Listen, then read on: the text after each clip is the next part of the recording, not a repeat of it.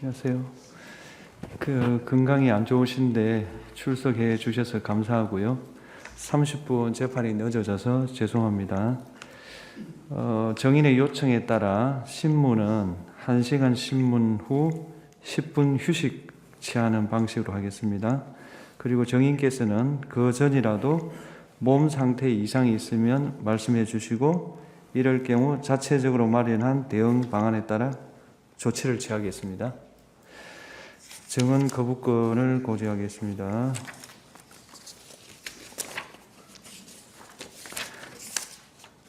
본인이나 친족 또는 친족이었던 사람, 법정 대리인, 후견 감독인이 형사소추 또는 공소제기를 당하거나 유죄 판결을 받을 사실이 드러날 염려가 있는 경우 사유를 소명하고 증언을 거부할 수 있습니다. 정인이 선서를 하신 후에 개별적인 신문 사항에 대해서도 같은 이유로 증언을 거부할 수 있습니다. 정인이 선서를 하신 후에 경험하지 않은 사실을 경험한 것처럼 기억이 불분명한데도 분명한 것처럼 진술을 하는 등 거짓말을 하시면 위정죄로 처벌받습니다. 선서하십시오.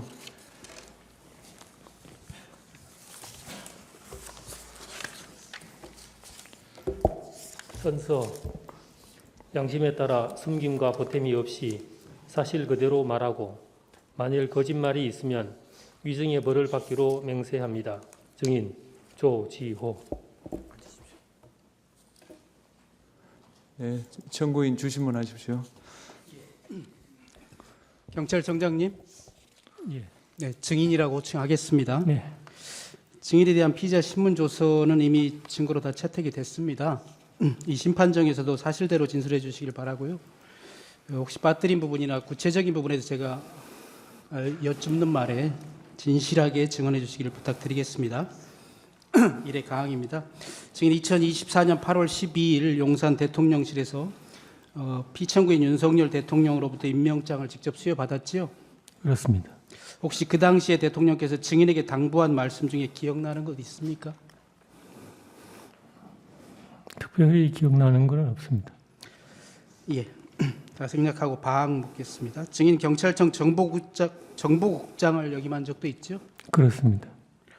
12.3 비상계엄 선포 이전에 증인이 수장으로 있는 경찰청의 정보국 차원에서 비상계엄에 관련된 정보가 수집된 것이 특별히 있습니까?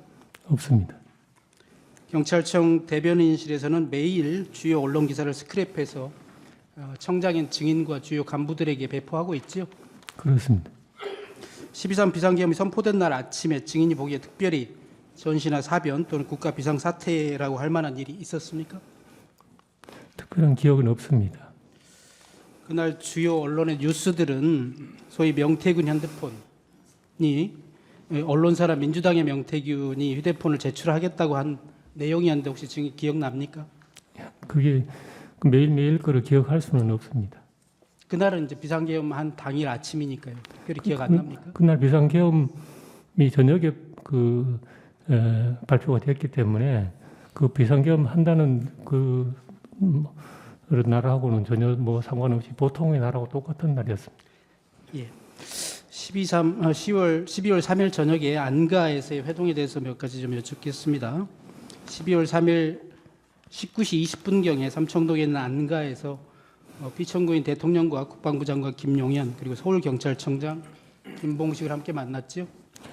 이 부분에 대해서는 제가 좀 양해를 좀 구해야 될 사안이 있는데 지금 제가 관련 건으로 기소가 돼서 서울 중앙지법에서 지금 형사재판으로 제가 기소가 돼서 지금 피고인 신분입니다. 그 관련 공소 사실에 좀 포함되어 있어서 이 부분은 좀 증언을 못하더라도 좀 양해를 부탁드리겠습니다.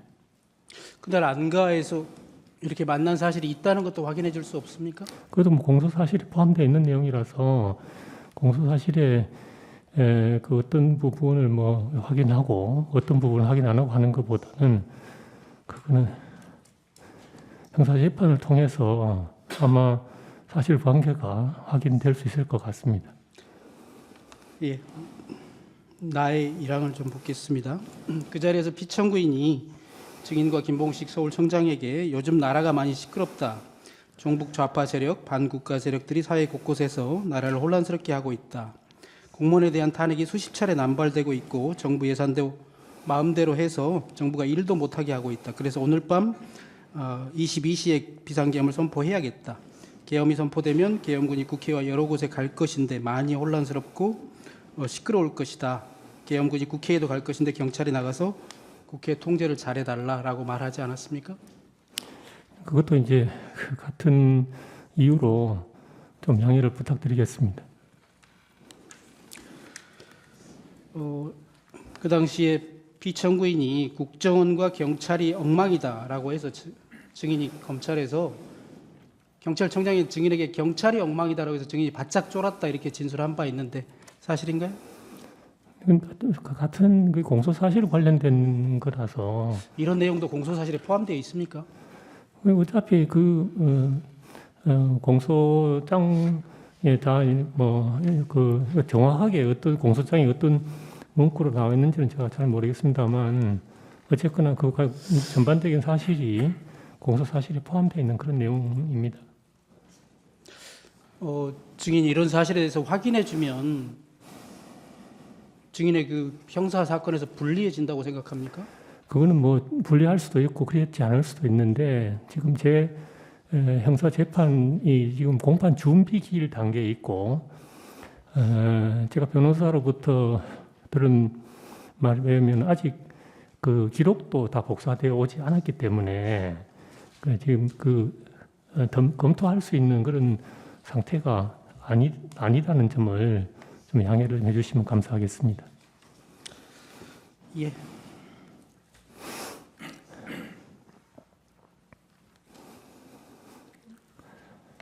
그 안가에 갔던 것은 대통령이 불러서 저녁 식사를 하는 줄 알고 갔다가 사실은 저녁 식사도 하지도 못하고 불과 한 10분만 있다가 나왔는데 실제로 비상계엄이 선포되었고요. 증인은 결국 내란 주요 임무 종사죄로 구속 기소돼서 지금 재판을 받고 있습니다. 증인 지금이라도 대통령에게 본인이 이용당했다 이런 생각 들지 않습니까? 사실대로 진술해주고 상처 입은 국민들께 용서를 구하는 마음으로 진실을 밝힐 생각 없습니까?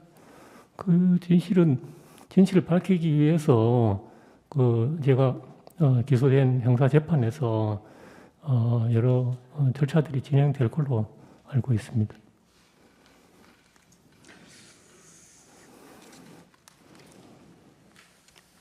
그럼 그 진실은 증인의 형사 재판이 끝나길 기다려야 된다고 생각하는 거예요?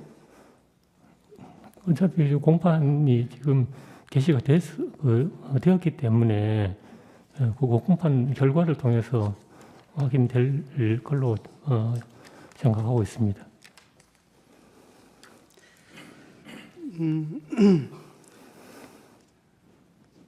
몇 가지만 더 여쭤보겠습니다. 그 안가에서 국방부 장관 김영현이 증인과 김봉식 서울경찰청장에게 A4 문건을 각각 나눠줬다고 하는데 그런 사실이 있습니까? 그것도 지금 같은 맥락으로 조금 양해를 좀 부탁드리겠습니다. 그럼 제가 묻는 말에 어떤 부분에 대해서는 답변을 하실 거고 어떤 부분은 답변을 안 하실 생각인가요? 공소 사실과 관련된 부분은 제가 답변 드리기가 어렵습니다. 왜냐하면 중복해서 말씀드리지만 지금 기소가 돼서 공판이 지금 시작이 됐고 다분히 초기 단계인 준비 단계이기 때문에 제가 지금 어떤 증거에 대해서 어떤 결정을 내리기가 좀 쉽지 않은 그런 상태라는 점을 좀 양해를 부탁드리겠습니다. 예.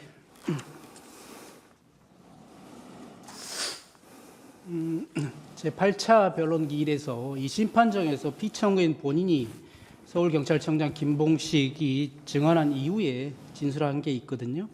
제가 한번 말씀드려 볼게요. 그날 안가에서 김영현 장관이 증인과 서울경찰청장 김봉식에게 국회 외곽에 배치할 경찰 병력을 종이에 그림을 그려가면서 설명하는 것을 보았다. 이렇게 피청구인이 진술한 바 있거든요. 안가에서 김영현 장관이 증인과 김봉식에게 종이에 그림을 그려가면서 국회 외곽에 경찰력 배치에 대해서 설명한 적이 있습니까? 그것도 공소 사실을 통해 가지고 확인될 걸로 생각합니다. 피청구인 본인이 이런 말도 했습니다. D타임이 되기 전에는 국회에서 너무 가까이 있지 말고 멀리 배치했다가 계엄이 선포되면 즉시 출동하여 배치하라는 말을 피청구인이 김용현 장관이 말하는 것을 들었다고도 했습니다. 이것도 답변 안 하시겠어요? 그런 사실이 있습니까? 그것도 사실은 그게 형사 재판을 통해서 확인돼야 될 내용입니다. 예. 이 8차 변론을 포함해서 이 재판이 진행되고 있는 것 증인 혹시 TV나 방송을 통해서 지켜보고 있습니까? 죄송합니다만 제가 지금 그 지난주에 그 1차 항암 주사를 맞고 지금 회복 기간에 있기 때문에 제가 사실은 제 건강 문제 외에는 뉴스라든지 이런 거를 팔로우하기가 어려운 상황이라서 뭐 전혀 좀 뉴스를 지금 안 보고 있는 그런 상태입니다. 네. 그 김봉식 서울경찰청장의 증언도 혹시 보거나 언론 보도를 통해서 확인한 사실이 없어요? 좀 방금 우리 그 말씀하시는 것 듣고 처음 들었습니다. 처음 들으셨습니까? 예. 사실은 이 내용은 증인이 검찰에서 10번 이상 조사를 10번 정도 조사 받으셨는데 그때도 나오지 않은 내용이었어요. 이 심판정에서 8차 변론 때 피청구인이 처음 얘기한 것이거든요. 증인도 증인 재판을 준비해야 되니까 이런 거 확인해야 되지 않습니까? 혹시 변호인을 통해서 확인한 바 없어요? 죄송합니다만 제가 여기 증인으로 출석하면서 성실하게 준비를 해 왔어야 되는데 사실은 제 건강이 그 정도까지는 여력이 없어서 일단은 제가 검찰에서 조사받았을 때까지 그리고 12월 3일 당일날과 관련된 여러 가지 제 기억하고 있는 내용을 성실하게 증언하기 위해서 나왔습니다.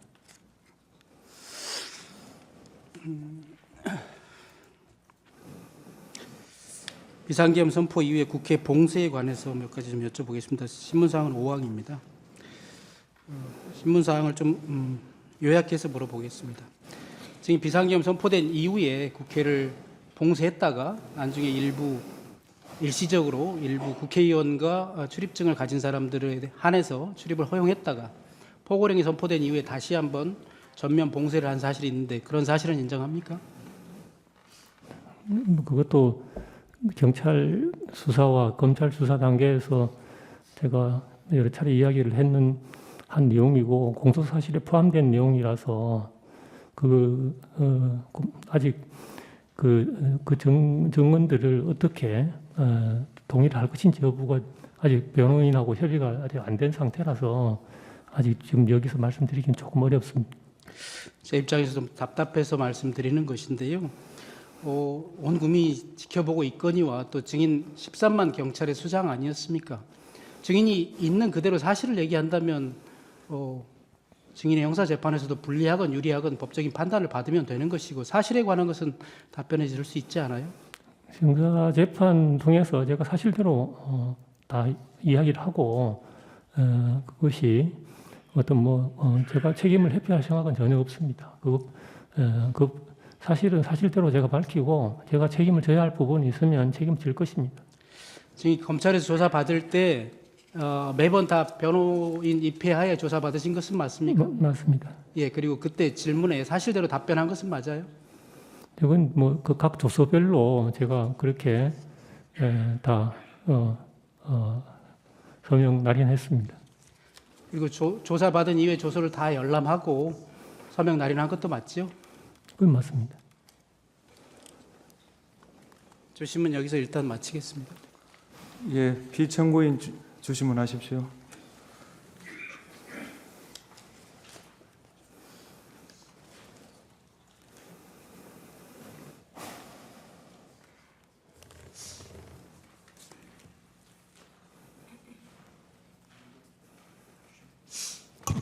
네, 청장님 이동찬 변호사입니다. 먼저 건강이 많이 안 좋으신 걸로 알고 있는데 어려운 걸음 해주셔서 감사드립니다. 청장님 2024년 1월경 혈액암 진단 받으셨죠? 그렇습니다. 네, 지금 증언하시는 데는 큰 문제가 없으십니까? 최대한 건강을 빨리 회복하려고 노력 중에 있습니다. 네. 증인께서는 2014년 12월 3일 비상계엄 선포 및 해제 이후 12월 5일 국회 행안위, 12월 9일 법사위에 각 출석하셨죠? 예, 그렇습니다. 표 하나 제시하겠습니다.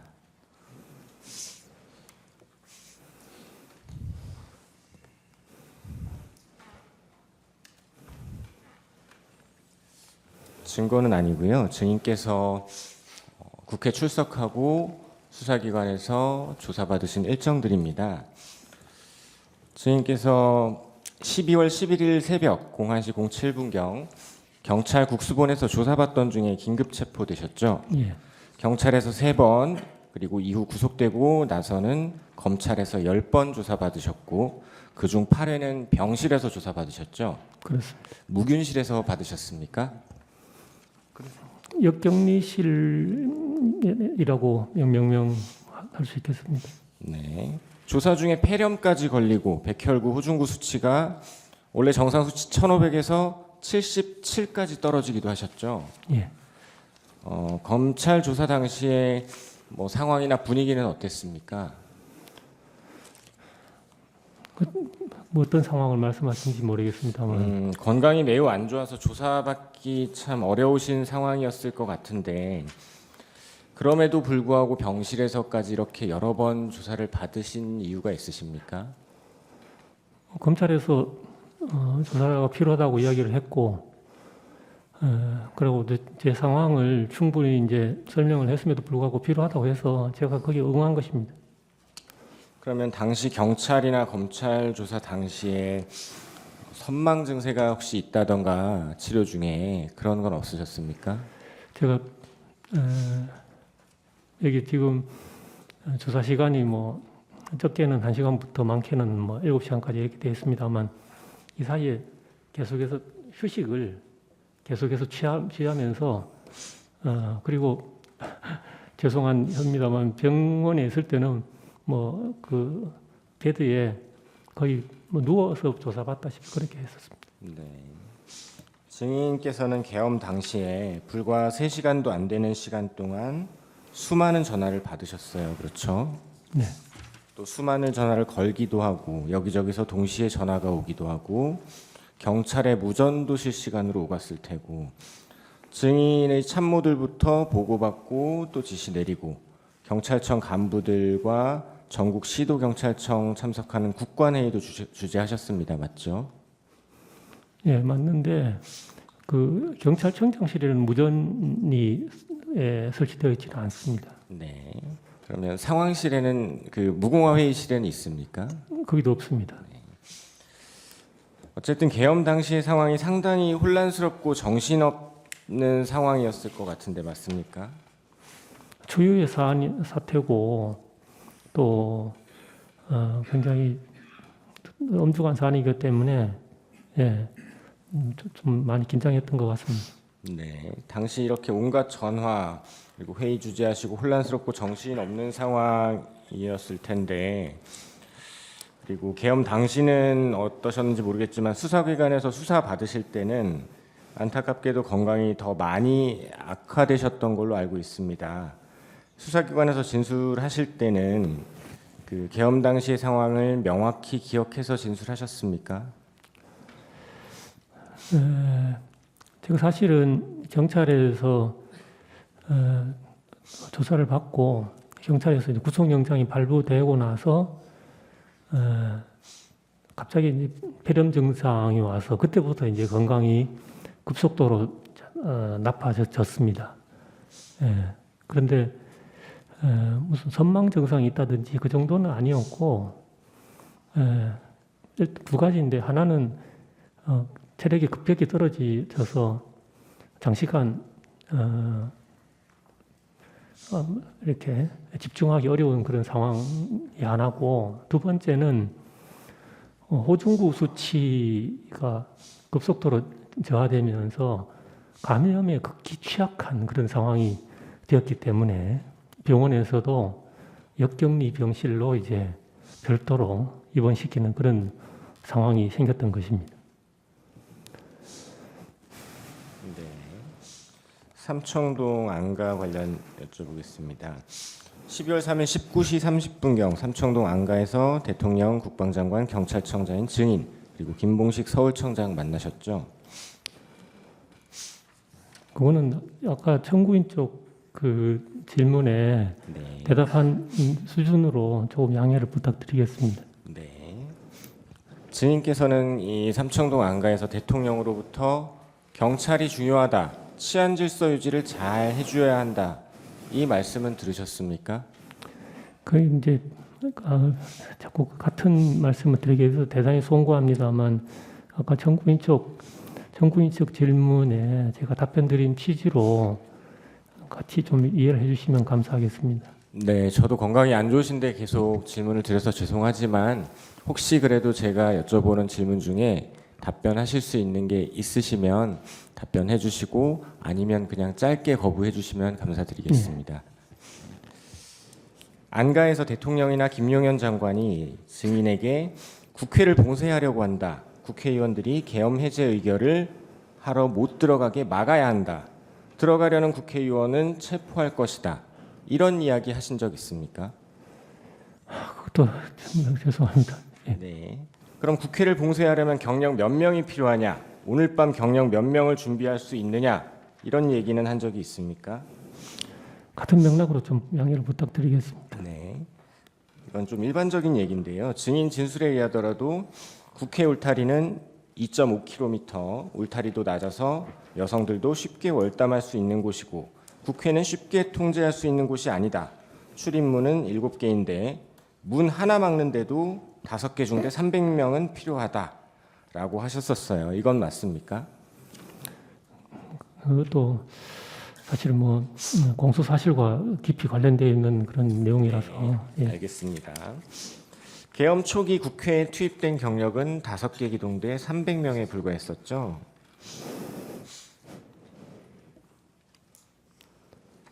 네, 그건 맞는 것 같습니다. 네. 안가에서 대통령 또는 국방장관으로부터 방첩사를 지원해라, 방첩사를 지원해서 정치인 등을 체포해라, 이런 말 들어보신 적 있습니까? 그것도 이제 공소 사실과 좀 밀접하게 관련되어 있는 내용 같습니다. 네. 안가에서 대통령은 주로 국회의 탄핵, 특검, 예산, 반국가 세력 등등에 대한 이야기를 했었는데 대통령 말씀 중에 국방부 장관이 A4 용지 문건을 증인과 김봉식 청장에게 나누어 주었다고 하셨어요. 맞습니까?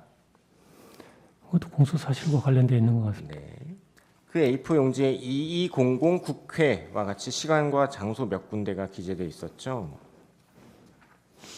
그건 이제 공소 사실 내용입니다.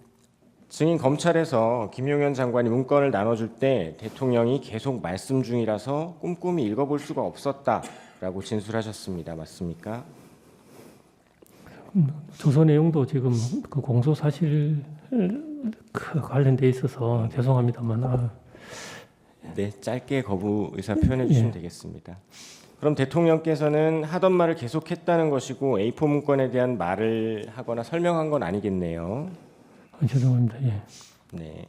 증인께서는 이 A4 문건에 대해서 조악한 수준이었다, 경찰청장으로 증인이 알아야 할 내용이 없었다, 실제로 비상계엄을 선포할 것이라고 생각하지 않았다, 문건도 중요하게 생각하지 않아 읽어보지도 않았고 증인의 배우자가 찢어버리라고 하여 찢어버렸다, 21시 30에서 22시경 김용현 장관이 전화하여 좀 늦어질 것 같다라고 하였음에도 증인은 이 이야기를 나한테 왜 하지?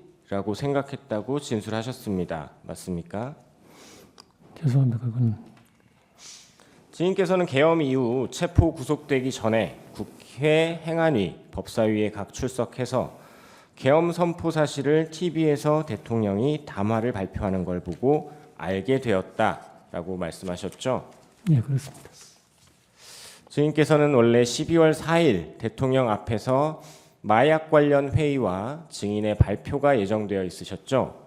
그렇습니다. 네, 그래서 12월 3일 퇴근 무렵에도 그게 신경 쓰여서 부하 직원에게 발표 자료를 준비하게 하고 발표 자료가 준비가 다 됐다는 이야기를 듣고 집에서 다시 출근을 해서 22시경 집무실에 가서 그 자료를 공부하셨던 것으로 보이는데 맞습니까? 예, 그건 맞습니다.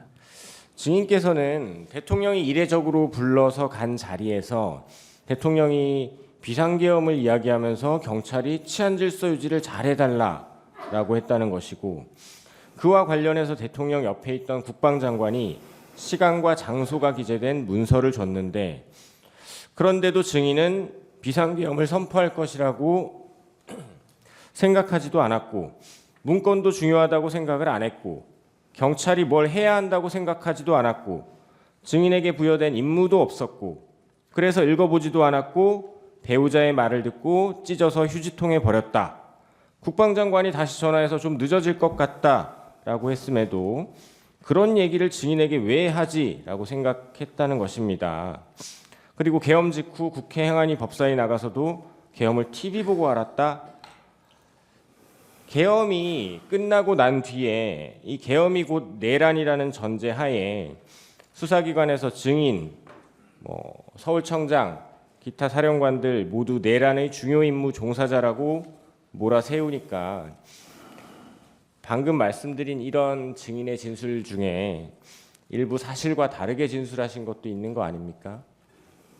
그게 이제 공소장에 나와 있는 내용들이 일부 있는데 그건 이 자리에서 답변드리는 건 적절하지 않는 것 같습니다. 네. 국회 1차 통제 관련 질문 드리겠습니다.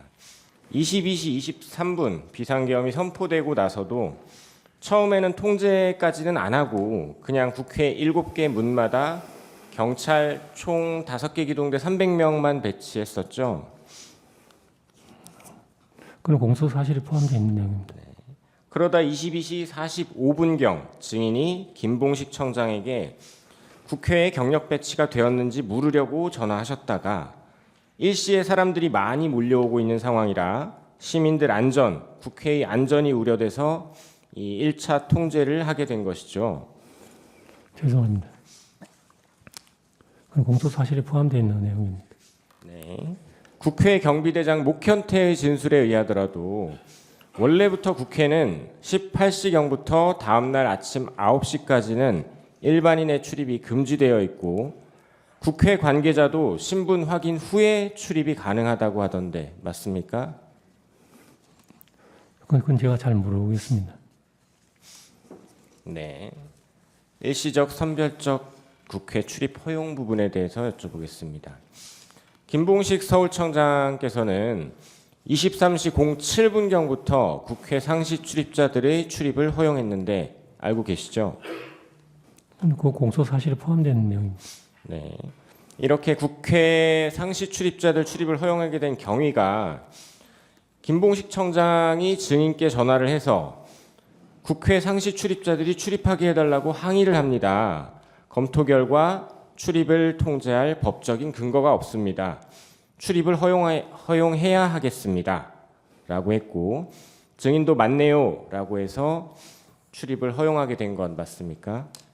이거 공소 사실입니다. 그래서 23시 07분경부터 2차 통제 지시가 내려간 23시 37분경까지 약 30분 동안은 국회의원, 보좌관, 국회 직원, 출입 기자 등 다수가 국회로 들어갔죠. 공소 사실이 포함된 내용 같습니다. 증인 이 시점, 그러니까 일시적 선별적 통제가 허용되고 있던 23시 07분경부터 23시 37분경 사이에 대통령으로부터 전화 받으신 거 있으시죠? 공소 사실이 포함된 내용입니다. 당시 대통령이 증인에게 전화하여 상황이 어떤지 물어봤고 증인이 대통령에게 이렇게 보고한 기억이 있는지 한번 들어보시죠. 김봉식 청장이 보고하기를 군은 아직 도착을 안 했고 사람들은 몰려오고 있고 김 청장이 검토해 보니 국회의원, 국회 관계자들의 출입을 막을 법적 근거는 없어서 신분 확인 후에 들여보내고 있답니다. 이렇게 증인이 보고하자 대통령이 역시 우리 김봉식 서울청장이 수사통이라 법도 잘 알고 잘하고 있네 라고 말하고 끊었던 거 기억나십니까? 공소 사실 관련된 내용인 것 같습니다. 계엄이 해제되고 난 12월 4일 새벽 증인은 대략 5시경으로 기억하고 계시던데 그 즈음에 대통령으로부터 전화 받은 사실 있으시죠? 예. 그때도 대통령이 증인에게 우리 김봉식 청장이 초동 대처를 잘해서 국회도 신속하게 들어가서 해제 의결 잘하고 상황이 잘 정리됐다. 김봉식 청장한테 잘했다고 수고 많았다고 꼭 전해주고 내가 직접 격려 전화하고 싶은데 일단은 김 청장도 늦어서 피곤할 테니 좀 쉬고 내가 내일 전화하겠다고 전해달라. 이렇게 말씀하신 적 있습니까? 그 시간에 전화를 받은 사실은 있습니다. 이런 내용으로 말씀하시진 않으셨습니까? 내용은 뭐 정확하게 다 기억을 못하지만 그렇게 상세하게 조금 그렇게 통화 내용이 길지는 않았던 것 같습니다. 대략적인 취지는 이렇게 뭐 김봉식 청장이 초동대처 잘하고 뭐 들여보내줘서 신속하게 잘 끝났다 이런 취지는 맞았습니까? 덕분에 신속하게 잘 끝났다 이런 말씀을 하신 건 맞습니다. 그리고 실제로 대통령은 12월 4일 날이 밝고 나서 김봉식 청장에게 전화해서 같은 내용 초동대처 아주 잘해줘서 의원들 잘 넣어줘서 상황이 아주 빨리 잘 끝났다 수고했다 이렇게 격려하셨다고 합니다. 알고 계십니까? 그 나중에 김봉식 청장한테 들었습니다. 그렇죠. 김봉식 청장 증언에 의하면 증인께서도 계엄이 끝나고 하루 이틀 지난 후쯤 김봉식 청장에게 전화로 대통령이 전해달라던 격려 전해주셨다고 하던데 맞습니까? 그때 김봉식 청장하고 통화는 한 것 같은데 구체적으로 무슨 이야기를 했는지는 제가 잘 기억을 못하겠습니다. 네, 대통령에게 김봉식 청장에게 증인께서 대통령이 잘했다 그러더라 대략 이런 취지의 말씀 전달하신 건 있습니까?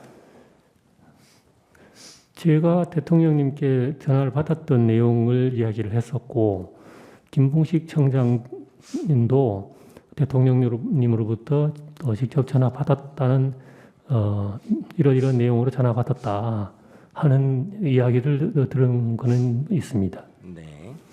한편 12월 3일 그 일시적 선별적 국회 출입이 허용되던 그 시점쯤에 증인으로부터 대통령은 김봉식 청장이 선별적 출입을 허용하고 있다라는 보고를 대통령이 받고 나서 수방사령관한테 전화를 했었습니다. 상황이 어떤지. 그러자 수방사령관이 국회 사람이 많아서 어느 문으로 들어가야 할지 모르겠습니다. 이렇게 수방사령관이 얘기하니까 대통령이 증인에게 보고받은 내용 김봉식 청장이 이렇게 들여보내고 있습니다 라고 했던 증인의 보고 내용이 생각나서 수방사령관 이진우에게 경찰이 거기 어디 문으로 가면 신분 확인하고 들여보내주고 있을 테니까 그 문으로 가서 경찰에게 얘기하면 들어갈 수 있을 거다 라고 알려주기도 했다는데 어떻습니까? 대통령과 증인 그리고 김봉식 청장 이진우 수방사령관의 서로 간의 이 통화 내용에 비추어 보면 12월 3일 그 일시적 선별적 통제가 이루어지던 그 시각에 대통령이 증인에게 전화해서 김봉식 청장 잘하고 있다라고 한 것은 맞는 것 같은데 어떻습니까? 그 시간에 그 대통령님의 전화 내용은 공소 사실에 포함되어 있는 내용이라서 여기서 구체적으로 말씀드리기 좀 어려울 것 같습니다. 당시에 어쩌면 공소사실과는 반대되는 국회의원들 잘 들여보내주고 있다는 보고를 하셨고 실제로 들여보내주고 있었고 그거에 대해서 대통령이 잘하고 있네.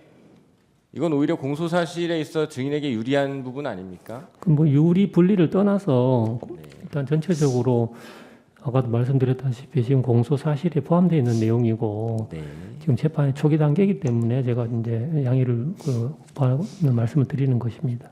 네, 잘 알겠습니다. 증인 선별적 출입을 허용하다가 23시 37분경 2차 통제하게 되셨죠? 예. 2차 통제하게 된 경위에 대해서 증인은 포고령 1호가 발령된 23시 23분쯤 계엄사령관 박안수의 전화를 받고서라고 진술했던데 맞습니까? 그건 공소 사실과 포함된 내용이네요. 당시 박안수는 포고령 1호가 발령된 사실을 알려주고 경력 증언을 요청했다고 하는데 맞습니까? 공소 사실을 통해서 확인될 것 같습니다. 증인은 검찰 조사에서 조사 회차가 거듭되는 과정에서 이 부분에 대해서 처음에는 모르겠다. 또 박안수가 셔트해달라고 차단해달라고 했다. 라고 진술하다가 박한수 말이 맞을 수도 있다. 즉 셧다운이 아니라 경력 증언을 요청했을 수도 있다. 증인이 착각했을 수도 있다 라고 진술했던데 박한수가 증인에게 국회를 셧해달라, 차단해달라고 한 게 맞습니까? 아니면 박한수 말대로 경력 증언을 요청한 게 맞습니까? 그것도 아니면 당시 상황이 혼란스러워서 기억이 명확하지 않으신 겁니까? 저는 이런 경찰 검찰 조사에서 제가 기억나는 대로 막 증언을 했었고 진술을 했었고 그 부분은 이제 앞으로 공소수 사실을 통해 가지고 확인돼야 될 내용인 것 같습니다. 네, 증인 건강이 많이 안 좋으신 것 같아서 한 두세 가지만 묻고 정리하겠습니다. 그 1, 2차 국회 통제 상황을 되짚어 보면 결국 증인이나 김봉식 청장이나 사람이 한꺼번에 많이 몰리는 상황에서 우발 대비, 질서 유지, 시민 안전을 위해서 경찰을 투입하고 선별적으로 출입시키다가 사람이 너무 많이 몰려서 통제도 했던 것으로 보이고 이것은 증인께서도 설명하고 잘 알고 계시듯이 경찰이 사람들이 많이 몰렸을 때 당연히 해야 할 경비 업무를 수행하신 것으로 보입니다.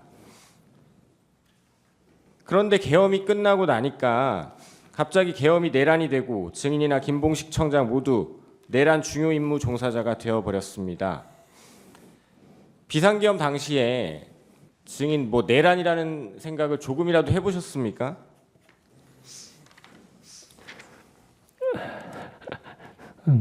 내란이라고 생각했으면 그렇게 안 하겠죠. 증인 비상계엄 당시에 대통령으로부터 전화 받을 때 비화폰으로 받으셨죠? 예, 그날 대통령 말고 증인에게 비화폰으로 전화 건 사람 한 명 있습니다. 맞습니까? 예, 박한수 계엄사령관이 국방부 장관의 비화폰을 빌려 포고령 발령 즈음 증인에게 전화했던 바로 그 전화 한 통입니다. 맞습니까? 맞습니다.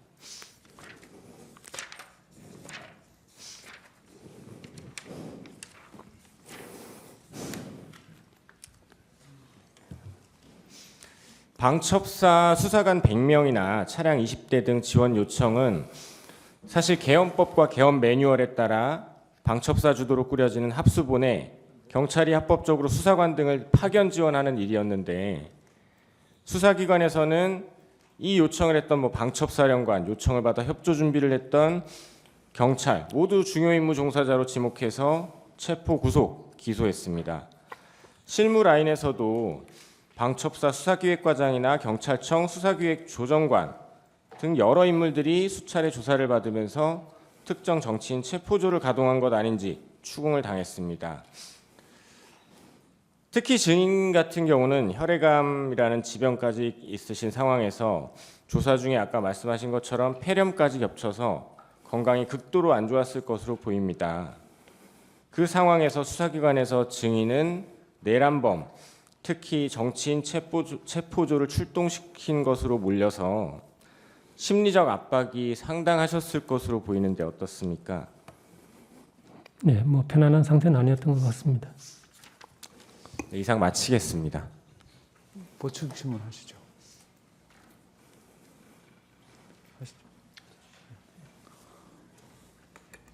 저 증인 박현수 국장 아시죠? 예, 알고 있습니다. 행안부 경찰국장. 그렇습니다. 12월 4일 아침 6시 23분에 증인이 박현수 국장한테 전화를 해서 14분 35초 동안 통화를 한 기록이 있어요. 예, 통화했습니다. 무슨 얘기 하셨나요? 전체적으로 어제 간밤에 있었던 이야기들을 좀 나누었고 어쨌거나 제가 경찰청장으로서 계속 직을 수행하는 것이 적절하지 않은 것 같아서 면직 절차를 좀 밟아달라. 그 이제 출발이 행안부 경찰국이기 때문에 그렇게 이야기를 했었는데 박현수 국장이 강력하게 만류를 해서 그러면 뒤에 따로 만나서 이야기를 좀 하자. 그러고 이제 마무리 짓고 전화를 끊었습니다. 그 박현수 국장 말에 의하면 증인이 이런 얘기했다는 거예요. 증인이 대통령의 지시를 정면으로 거부하였고 대통령께 죄송하다고 얘기를 했더니 대통령이 덕분에 빨리 잘 끝났어 라고 얘기를 해서 그게 상당히 좀 뼈가 있는 말로 알아들어서 내가 이런 상황에서 어떻게 경찰청장을 하냐 이런 얘기를 박현수 국장한테 했다고 그러는데 그런 얘기 한 적이 있나요? 뼈가 있다는 말은 제가 한 적이 없고요. 인간적으로 죄송한데 이런 상황에서 제가 경찰청장직을 계속 수행하는 것이 바람직하지 않은 것 같다. 그래서 면직 절차를 좀 밟아줬으면 좋겠다. 이렇게 제가 이야기를 했었던 겁니다. 그 증인이 아까 그 박안수 계엄사령관한테서 전화를 받은 적이 있다고 하셨잖아요. 전화를 받았습니다. 전화를 받았는데 증인이 협조 안 해줬죠. 결과적으로 그렇게 됐습니다. 예. 결과적으로 그렇게 됐습니다. 예. 그리고 여인영 방첩사령관이 전화를 했는데 그때도 증인이 협조 안 해줬죠. 예. 예, 이상입니다. 주신문 하십시오. 추가 신문 하십시오. 예. 증인 공소사실과 상관없는 이야기를 한번 여쭤볼게요. 예. 최근 보도에 따르면 정보사 100여 단이 계엄 하루 전인 12월 2일에 경찰청에 범죄 경력 조회를 할 수 있는 폴 조회 권한을 복구해달라고 정식으로 공문을 보냈고 경찰청이 이를 복구해줬다고 하는 기사가 있었습니다. 증인 혹시 알고 있어요? 죄송합니다. 못 봤습니다. 기사를 못 봤어요? 예, 기사도 못 봤고 예. 그 내용을 보고받은 적이 없습니다. 경찰청장이 증인에게 타 기관의 협조 요청에 대해서 보고조차 하지 않습니까? 그 사안에 따라서 좀 다른데 아마도 그 정도는 실무적인 판단 사안이라서 아마 국장급에서 결정되었을 가능성이 많을 것 같습니다. 예. 이 심판정에서 김봉식 서울경찰청장은 12월 3일 날 안가에서 비상계엄을 선포할 수밖에 없는 이유를 설명하면서 개인적인 가정사 얘기를 했다고 해요. 증인도 들었죠? 그거는 좀 공소사실과 관련된 그런 내용. 공소사실에 그 내용 포함되어 있지 않지 않습니까? 근데 이제 그 안가에서 있었던 그 안가 참석자들의 진술이라든지 이런 게 이제 공소사실의 기본이 되지 않겠습니까? 예, 알겠습니다. 네. 그 방금 재판관님 신문사항에서 뼈 있는 말로 들었다, 뼈 있는 말로 알아들었다 이렇게 진술한 바 있어요, 증인이. 그런가요? 제가 네. 그건 기억이 없습니다만. 그걸 언제 그렇게 알아들으셨냐면 피청구인 대통령이 증인에게 직접 전화한 것이 계엄 해제 안건이 가결되기 전에 6번 했고요. 그 뒤에 2번 했다고 하면서 그 뒤에 2번 전화 왔을 때 뭐 고생했다 이렇게 격려 아닌 격려를 하니까 증인이 뼈 있는 말로 알아들었다 이렇게 답변했거든요.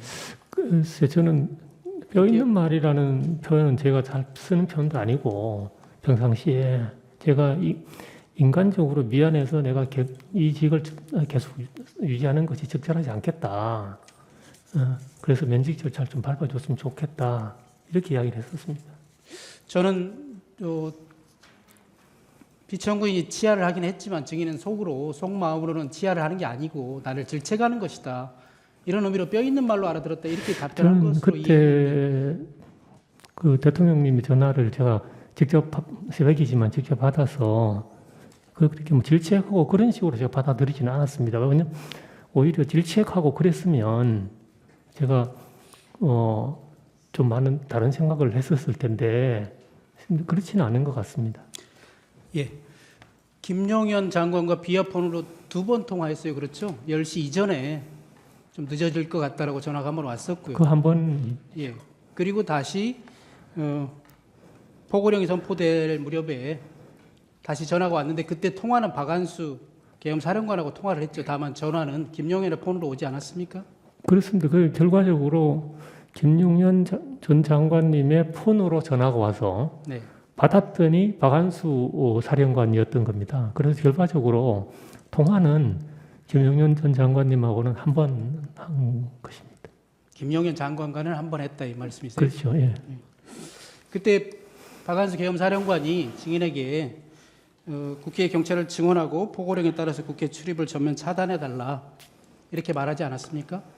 그건 이제 공소 사실에 포함된 내용이라서 아마 좀 예, 답변하지 않으실 거면 답변하지 않겠다고 예, 짧게 예, 말씀해 예, 주십시오. 예.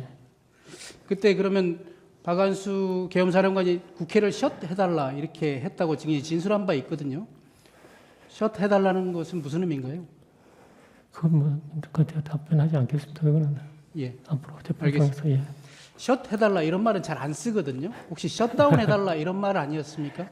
그런데 그거는 구체적인 워딩, 그러니까 지나간 일들을 그 녹음이나 녹화하듯이 이렇게 기억하는 건 사실상 쉽지 않습니다. 전체적인 맥락을 통해 가지고 기억을 하게 되는데, 그래서 아마 제 언어로 그렇게 표현했을 가능성은 있는데, 구체적으로 거기 박 사령관께서 어떻게 어떤 워딩을 하셨는지는 솔직히 잘 기억이 없습니다. 전체적인 맥락만 이제 기억을 하는 것이죠. 예. 그래서 제 생각에는 맥락상 또 일반적으로 사람들이 용어 사용법이 셧해달라 이런 말보다는 셧다운해달라 이렇게 말하는 경우가 더 많을 것 같았어요. 여쭤보는 거예요. 셧다운해달라라고 말한 것은 아닙니까? 제가 한 가지 분명한 건 박 사령관께서 그렇게 영어 표현을 하지는 않으셨던 것 같고 제 언어로 이렇게 조사를 받으면서 제 언어로 이야기를 했던 것 같습니다. 예. 피청구인과의 통화 그리고 국회의원 체포 지시에 대해서 여쭙겠습니다. 피청구인과 계엄 해제 요구안 가결 전에만 해도 6번 통화를 한 사실이 있는데 그때 피청구인이 증인에게 했던 말은 이런 건가요? 제가 한번 읊어볼게요. 조 청장, 국회에 들어가려는 국회의원들 다 체포해, 잡아들여. 불법이야. 국회의원들 다 포고령 위반이야. 체포해. 이런 내용이었습니까? 죄송합니다. 그건 증언은 제가 하지 못하겠습니다. 증인은 수사기관에서 이렇게 진술했어요. 그 6번의 통화 모두 국회의원들을 체포하라고 닥달하는 것이었다. 이렇게 진술한 바 있습니다. 그렇게 진술한 적은 있습니까? 그건 앞으로 이제 그 진술 내용이 이제 공판정에서 증거로 사용할지 여부에 대해서는 좀 변호인하고 상의를 좀 해봐야 될 것 같습니다. 예, 국회의원 아니죠. 피청구인과 통화를 했던 시기가 그 시점이 1시 03분에 계엄 해제 요구안이 가결되기 직전이거든요. 그리고 6차례 통화를 했고요. 증인 그때 증인의 집무실에서 TV를 틀어놓고 국회 상황을 다 지켜보고 있었을 것 같은데 그거 맞습니까? TV를 계속 틀어놓고 있었던 걸로 분명합니다. 네. 그러면 TV 방송을 통해서 본회의 개최를 위해서 국회의원들이 국회로 모이고 있는 상황인 것은 증인도 인식하고는 있었겠네요. 그렇습니다. 계속 그 당시에 제 기억에 TV에는 국회 본회의장을 거의 비추는 화면이 대부분이었던 것 같습니다. 당연히 국회 본회의가 왜 열리려고 하는지도 알고 네, 계셨죠? 그렇습니다. 예. 증인의 진술 피의자 신문 조서에 보니까 그 무렵에 11시 반 이 무렵에 국회의원 이상식, 조은희 국회의원, 그다음에 서범수 의원이 전화를 했다고 돼 있는데 그 전화 받은 것은 맞습니까? 네. 그 국회의원들하고 통화를 했으니까 국회의원들이 국회로 가고 있는 상황에 대해서 얘기했나요? 국회 상황에 대해서 말씀하시진 않으셨고, 뭐 어떻게 된 거냐 이렇게 이제 물어보는 그런 내용인데 저도 잘 모르겠습니다. 이런 대화가 주로 이루었습니다. 그 보시면 아시겠지만 그 대화 내용이 좀 짧습니다. 그게 그렇게 길지 않기 때문에 상세한 이야기를 하기는 그 당시에 국민의힘은 의원총회를 국회에서 열려고 했다가 또 당사로 옮겼다가 이런 상황들이 있었던 것 같은데 혹시 그런 내용에 대해서 들어보지는 못했어요? 그 국회의원들한테? 그분들한테는 들은 건 없고 네. 그 TV 보도를 통해서 그런 내용이 나오는 걸 들었던 것 같습니다. 예. 증인은 잘 모르겠지만 그 무렵에 피청구인은 또 특전사령관이나 수방사령관하고도 통화를 했고요. 피청구인은 부인하고 있습니다만 국회의원들을 끌어내라고 지시하거나 내가 2번, 3번 계엄을 선포하면 된다는 얘기도 했다는 진술도 있고 그렇습니다. 그 무렵에 증인한테 6번 전화한 것이거든요. 그때 증인한테 전화해서 국회의원들을 끌어내거나 체포하라는 지시를 한 거 아닙니까? 그 뭐 공소 사실에 포함된 내용입니다. 증인한테 혹시 국회를 단전하라거나 또 무기나 수갑 등의 장구를 사용해서라도 국회의원들을 체포하거나 끌어내라고 지시한 사실은 없습니까? 그 뭐 공소 사실을 통해서 확인될 것 같습니다. 증인이 대통령과 비어폰으로 통화를 하고 있을 때 23시 34분경에 행안부 장관 이상민으로부터 전화가 와서 증인이 대통령과 통화를 하고 있기 때문에 이상민과의 전화를 잠시 붙든 채로 대통령과 통화를 마치고 이상민 장관과 통화를 한 사실이 있지요. 네. 그 사실은 있지요. 네. 그러면 통상 장관의 전화를 받았는데 기다리게 했으니까 양해를 구할 거 아니에요? 방금 대통령과 통화를 했습니다. 기다리게 죄송합니다. 이렇게 양해를 구한 사실이 있습니까?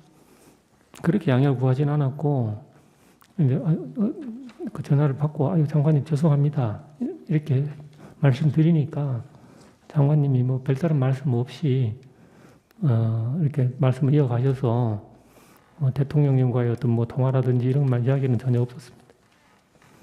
혹시 그때 이상민 장관이 증인에게 단전단수라든가 소방청과 협조하라는 이런 말을 하지 않았습니까? 전혀 없었습니다. 그런 말 없었습니까? 그 직후에 소방청장과 통화한 사실인데 그 증인 모릅니까? 그건 잘 모르겠습니다. 통화를 이상민 장관과 통화한 직후인데요. 23시 36분경에 증인이 김봉식 서울청장에게 직접 전화해서 다시 국회를 봉쇄하라고 지시했는데 그런 사실은 있지요? 그건 이제 공소 사실에 포함된 내용입니다. 김봉식 서울청장에게 전화해서 대통령과 통화를 했다. 그러니까 국회를 다시 봉쇄하라 이렇게 대통령의 지시임을 말하지 않았나요? 하여튼 공소 사실에 포함된 내용을 통입니다. 예. 예, 신문상 14망입니다. 해제 요구안이 가결된 이후에도 피청구인으로부터 2차례 전화를 받았다고 했는데 그건 맞습니까? 예, 그런 것 같습니다. 그게 제가 나중에 통화 기록을 보면서 알게 된 내용입니다. 그 2차례의 통화는 계엄 해제 요구안이 가결된 이후이고 또 피청구인이 계엄을 해제하겠다고 공식적으로 담화를 발표하기 이전인 것은 맞습니까? 그거는 담화 발표 이후인 것 같은데요. 그 2차례 예. 다요? 예. 그러면 2차례 전화가 와서 증인한테 아까 그 뼈 있는 말이라고 했다는 부분하고 연결이 되는데 증인한테 수고했다 이런 인사말을 한 것이 맞습니까? 네, 수고했다고 말씀하셨고, 예, 그래서 예, 수고했다고 말씀하신 건 분명합니다. 그 시점이면 상당히 다급한 상황일 때인데 한가하게 2번이나 전화해서 수고했다는 말을 했다는 게 사실입니다. 그거는 새벽 거의 끝나고 네. 새벽 그 새벽 시간이기 때문에 그때는 상황이 끝난 뒤라서 뭐 다급하고 그러진 않았습니다. 제가 그 경찰청장실 집무실 안에 있는 내실에 들어가서 그 침대에서 자고 있다가 전화를 받았기 때문에 예, 다급하고 그렇진 않았습니다. 뭐 어쨌든 간에 2차례나 똑같은 수고했다는 치하를 하려고 2차례나 전화했던 것이 맞아요. 근데 지금 통화 목록에 2차례가 돼 있었는데 실제로 제가 기억하는 건 한 번인데 예, 근데 대통령께서 전화하셔가지고 뭐 수고했다고 말씀하시는 그게 이제 기억이 나는 겁니다. 네, 그 경찰국장 박현수와 통화에 대해서 좀 여쭙겠습니다. 계엄 해제 요구안이 가결된 직후인 공안시 13분경에 박현수가 증인에게 전화해서 2분 52초 동안 통화한 사실이 있던데 그런 통화를 한 사실은 있지요? 뭐 통화 목록이 있으면 통화했을 겁니다. 그때는 어떤 통화였는지 기억납니까? 제가 뭐 어떤 구체적으로 어떤 통화를 했는지는 제가 기억을 잘 못합니다. 예, 아까 그 처음에 국회를 전면 봉쇄했다가 나중에 일시적으로 풀었다가 다시 포고령 선포 이후에 또 전면 봉쇄했고요. 그리고 그것이 계엄 해제 요구안이 가결된 이후에 공안시 45분경까지 지속이 되거든요. 그리고 증인의 진술에 이런 게 있더라고요. 국회에서 계엄 해제 요구안이 가결되긴 했지만 대통령이 아직 해제를 공식으로 선포하지 않았으니까 더 기다려보자라고 해서 풀지 않았다고 증인이 진술한 바 있거든요. 공안시 13분경에 경찰국장 박현수가 전화해서 아직 국회 봉쇄를 풀면 안 된다라고 말을 했기 때문에 풀지 않고 있었던 것은 아닙니까? 분명한 거는 박현수 국장이 저한테 지시하거나 이렇게 할 위치에 있는 것도 아니고 실제 그렇게 하지도 않았습니다. 제가 박현수 국장하고는 개인적으로도 좀 신뢰하는 사이고 해서 서로 뭐 상의하고 이런 거는 있을 수 있어도 박 국장이 저한테 뭐 장관님 지시니까 이걸 이렇게 하라 이렇게 전화한 적은 단 한 번도 없습니다. 예, 알겠습니다. 그리고 그날 오전 6시경에도 통화를 상당히 오랫동안 했었죠. 그런 사실은 있지요? 그건 아까 재판관님 예. 신문에 제가 그리고 말씀드린 나서 대로 그날 오후에 12월 4일 오후에 네, 박현수 경찰국장의 증인의 사무실로 찾아온 적도 있죠. 그렇습니다. 예, 그때는 무슨 용건으로 찾아왔나요?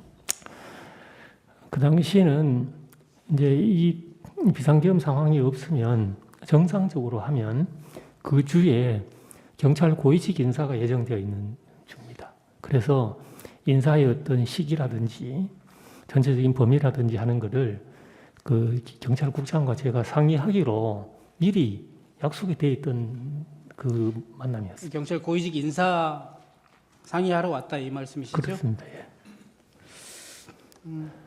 12월 4일 오후에 증인에게는 행안부 경찰국장으로서 이상민 장관의 메신저 역할을 한 박현수가 증인을 찾아와서 얘기를 하고 김봉식 서울청장에게는 피청구인이 직접 전화를 했거든요. 그 무렵에.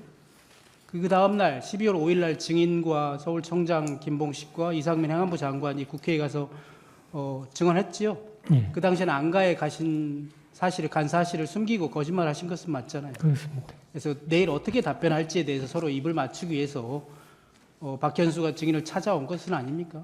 그거는 전혀 아닙니다. 그거는 박 국장과의 만남은 사전에 예정이 되어 있었고 예, 신문 제안하겠습니다. 1시간이 지났으므로 정인의 휴식을 위해 휴정하고 8시 40분에 속개하겠습니다.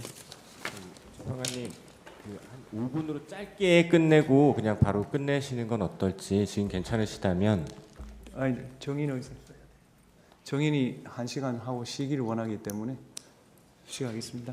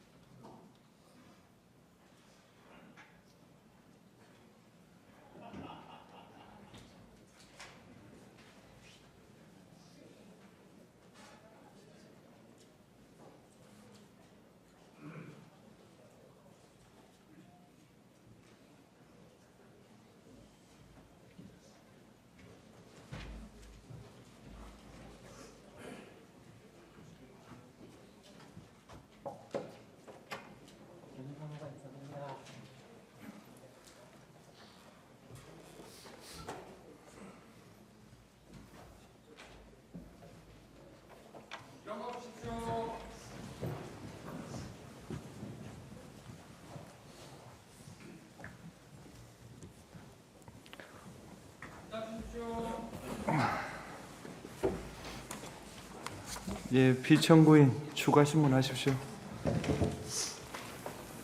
시간 기재한 거 그냥 하나 띄워놓고 설명의 편의를 위해서 여쭙겠습니다.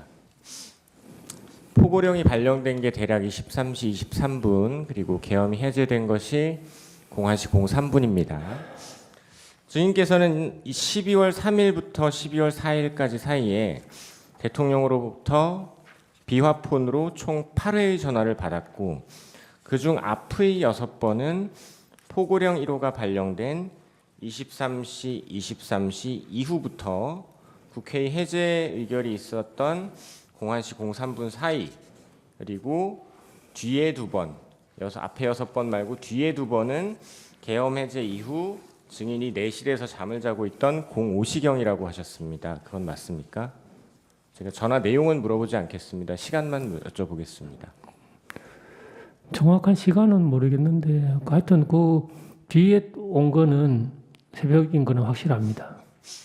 그리고 증인이 이렇게 6번, 2번을 나눠서 기억하는 이유에 대해서 12월 4일 낮에 증인이 비화폰 통화 목록을 지우려고 확인했을 때 계엄 당시 대통령으로부터 온 전화가 6번 6회의 통화와 2회의 통화가 나누어져 있었고 그 나누어진 이유가 중간에 다른 통화가 끼어 있었기 때문이라고 진술하셨는데 그건 맞습니까? 그렇게 진술하지는 않은 것 같은데요. 그렇게 진술 안 하셨습니까? 하여튼 그 나눠져 있었고 그게 나눠져 있었던 이유에 대해서는 제가 잘 모릅니다. 네. 예. 증인 박안수 계엄사령관으로부터 그 국방부 장관 비화폰 빌려서 걸었던 전화, 증인에게 걸었던 전화, 박안수한테서 받은 첫 번째 전화였죠. 박안수로부터 사건 당일 3번. 예. 그 첫 번째 전화가 포고령 발령 시점, 즉 23시 23분 경이었죠. 포고령 관련 전화였는데 맞습니까? 그거는 공소사실 관련된 내용이라서 정확하게 제가 네네. 대통령으로부터 왔던 첫 번째 전화는 그 아까 일시적 선별적 출입을 허가하던 그 즈음에 잘하고 있다는 그 전화입니까? 근데 그건 공소사실에 포함된 내용이기도 하고 잘 기억도 없고 그렇습니다. 그러면 대통령으로부터 온 전화, 박안수로부터 온 전화, 그 국방부 장관 비화폰으로 걸었던 전화, 그 2개 중에 어느 게 먼저입니까?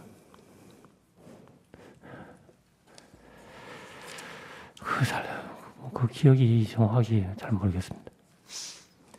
계엄 당시에 증인에게 비화폰으로 전화를 걸었던 증인의 비화폰 번호가 연결되어 있는 사람은 지금 말씀하신 것처럼 2사람뿐입니다. 박안수 사령관이 김용현 장관 비화폰으로 걸었던 23시 23분경의 전화, 그리고 대통령으로부터 걸려왔다는 전화들, 이 2사람, 즉 대통령과 국방부 장관 비화폰 말고 계엄 선포 이후 12월 4일 낮 증인이 비화폰 통화 목록 확인하실 때까지 증인의 비화폰으로 전화를 걸어온 다른 사람은 없다고 하셨습니다. 조금 전에 맞습니까? 그렇게 증언하셨습니다. 다른 사람하고 통화한 기억은 없는 것 같습니다. 그렇다면 박안수가 첫 번째 전화한 게 23시 23분경인데 그 이전에 대통령이 6번 전화했고 계엄 해제 이후에 2번 전화했다는 것이 되는데 한편으로 또 증인은 6번의 전화가 모두 포고령 발표 이후, 즉 23시 23분 이후라고 하셨습니다. 시간상 존재하기 어려운 통화로 보이는데 어떻습니까? 그거는 공소사실 관련된 내용이기도 하고 제 기억이 사실 이 부분이 정확하지 않기 때문에 여기서 말씀드리기는 좀 적절하지 않은 것 같습니다. 제가 이제 증인께 여쭙는 거는 포고령 발령 즈음에 박안수로부터 국방부 장관 비화폰 가지고 증인한테 전화를 걸었습니다. 요거를 기준으로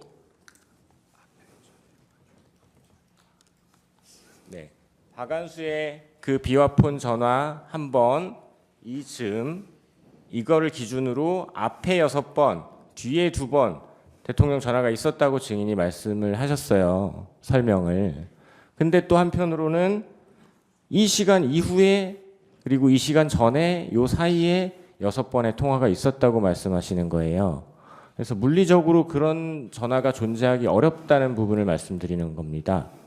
제가 그거는 공소 사실 관련된 내용이기도 하고 그거는 이제 그 재판 과정을 통해서 아마 정확하게 확인될 것 같습니다. 네, 마치겠습니다. 건강 빨리 회복하시기 바라겠습니다. 예, 감사합니다. 예, 본인께 의견 진술 기회 드리겠습니다. 소추 위원. 예, 본인께 의견 진술 기회 드리겠습니다. 건강 빨리 회복하시기 바랍니다. 예, 없습니다. 예, 감사합니다. 예, 정의신문 하신다고 고생 많으셨고요. 감사합니다. 편안하게 돌아가십시오. 예, 감사합니다. 네. 배려해 주셔서 감사합니다. 예. 피청구인 측에서 2월 19일자 송부촉탁 사실조회 국정원에 대해서 했습니다. 재판부는 그 중에서 2024년 12월 3일 밤 10시 반부터 밤 12시까지 홍장원 입출입 기록, 그 다음에 국정원 1차장실, 부속실 CCTV 영상 일체로 한정해서 촉탁을 했고 2월 21일까지 해신해달라고 요청했습니다. 그 외에 정인 신청, 문서 제출 명령 신청은 기각합니다. 오늘 변론은 이것으로 마치고 다음 기일은 2월 25일 오후 2시입니다.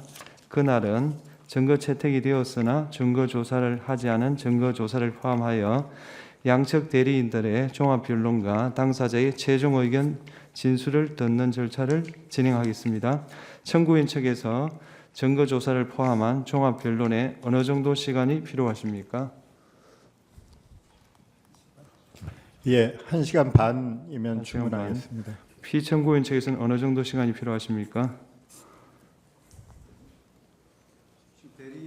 최종 피청구인 의견 발표 시간 빼고 대리인 시간만 예, 대리인 시간만입니다. 저희는 2시간은 필요할 것 예, 같습니다. 그러면 청구인, 피청구인 각 2시간 증거 조사 변론 포함입니다. 그 다음에 소추위원과 피청구인 본인께 최종 의견 진술 기회를 드리는데 이때는 시간 제한을 하지 않겠습니다. 오늘 재판 이것으로 네, 재판장님. 최종 기일 지정과 증거와 관련된 것에 따라 3분만 의견 하십시오. 선거는 국민 주권 실현의 통로이고 대의제 민주주의의 근간입니다. 선거에서는 무엇보다 국민적 신뢰가 중요하다고 할 것입니다. 이 사건 계엄과 선거 시스템 점검 지시의 정당성과 관련해서 첫 번째 서버에 대한 감정 신청, 두 번째 투표관리관, 투표사무원 등에 대한 증인 신청, 세 번째 투표자 명부에 따른 실제 투표자 수 일치 여부에 대한 세 차례의 검증 신청이 모두 기각되었습니다. 독일 연방헌법재판소에 따르면 예단적 증거 평가는 증거 신청을 배척하는 사유가 될 수 없다고 합니다. 이것은 유일한 증거가 아니어도 법관의 증거 채택 여부의 재량권에도 한계와 제약이 있다는 취지로 판시하고 있습니다. 이상 말씀드렸던 증거 신청은 실기한 것도 아니고 모색적 증거 신청도 아니며 부적절한 증거 신청이라고 보기도 어렵다고 하겠습니다. 오히려 유일한 증거 방법에 해당될 여지가 크다고 하겠습니다. 이 사건 주요 쟁점과 관련된 필수적 증거 조사 신청에 대한 부분이 기각되었던 바, 이것이 재판의 결과로 어떻게 기결되냐 하는 것은 대한민국의 법치와 헌법 질서의 미래에 있어서 너무나 중요한 함의를 갖는다고 하겠습니다. 이런 점을 깊이 통촉하여 주시기를 요청드립니다. 내일 평의 때 논의해 보겠습니다. 네. 방금 그 시간을 말씀드렸는데 서중조사 시간으로 최종 의견 발표만 2시간을 주시고요. 서중조사 시간 한 30분 추가로 그날 상황에 따라서 탄력적일 수는 있겠지만 우선 좀 그러면 이렇게, 증거조사 빼고 2시간 달라 이 말씀이죠? 그럼 그렇게 하겠습니다. 서정 요지 진술 동영상 재생에 관한 거는 그대로 인정해드리고 그 외에 종합 변론 시간으로만 청구인 2시간, 피청구인 2시간 그렇게 해드리겠습니다. 예. 이상 재판 마치겠습니다.